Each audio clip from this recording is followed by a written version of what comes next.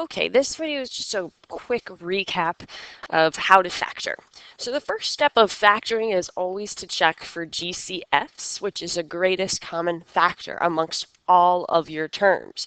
So if we're looking at this term here, we notice that they are both divisible by 2, and the x's are both divisible by x to the third power. So I'm going to pull out 2x to the third, which really means I'm just dividing both terms by 2x to the third. So if I divide the first one, 2 divided by 2 gives me 1, and x to the fifth divided by x to the third gives me an x squared. The minus still stays. 8 divided by 2 gives us 4, and x to the third divided by x to the third would give us 1. Now I'm not finished here, because now I'm looking at that second piece. I have an x squared minus 4.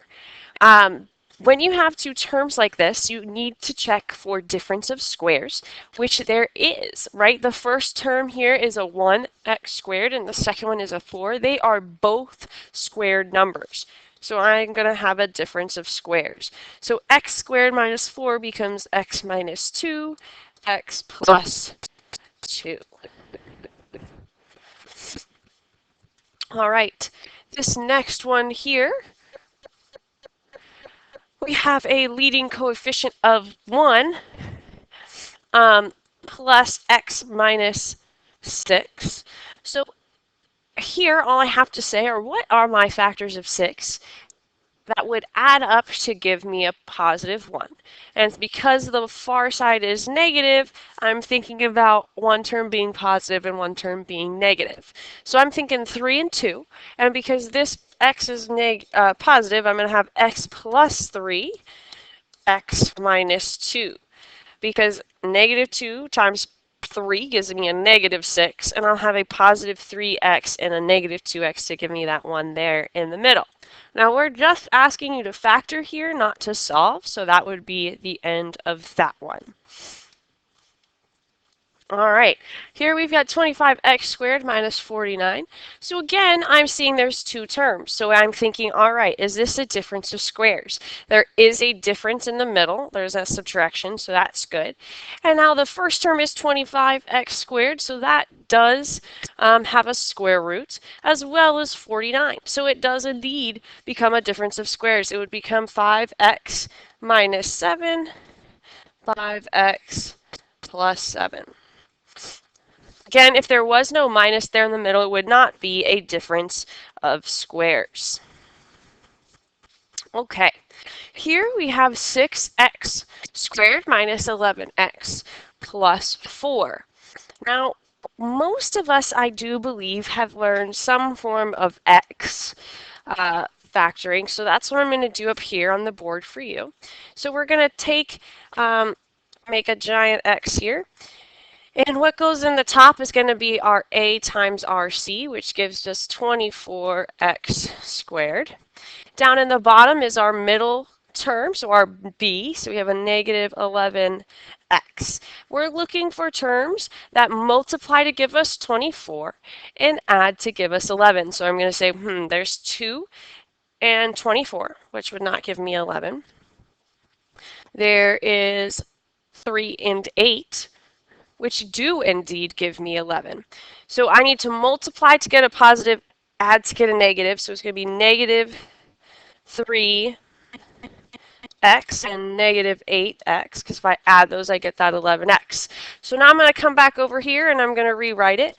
So I get 6x squared minus 3x minus 8x plus 4. Okay, now I'm going to factor by grouping. So I'm going to factor the first and factor the second half there. So out of the first half, I can take out a 3x. 6 divided by 3 gives me 2. X squared divided by x gives me an x.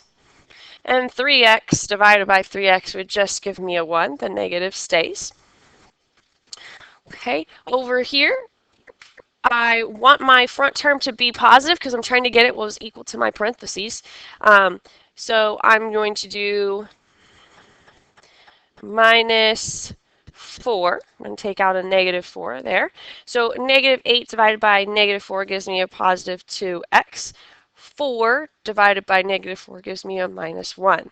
Now we notice that these two match, so we have done everything correctly. That's what we needed.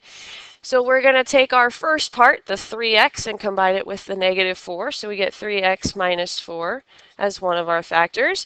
And then we're going to take what we have in green squiggles there, 2x minus 1. And now we have both of our factors. Okay, so right there, we could double check this by multiplying it back out to make sure we did indeed get that solution.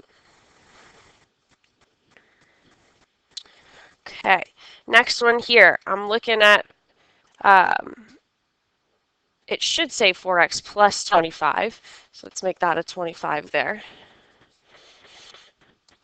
But the key is that we have this plus here in the middle. If there's an addition symbol there, we cannot do a difference of squares. Difference is the key there. It has to be a negative. So this would have no solution.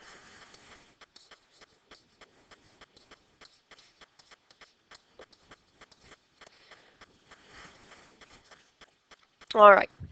Now this one has 4 terms. Now if we think back to the second problem we did before this, so the problem where we did our x, right? We ended up getting 4 terms there after we put it in our x. So we're going to do the same thing. We're going to factor by grouping here.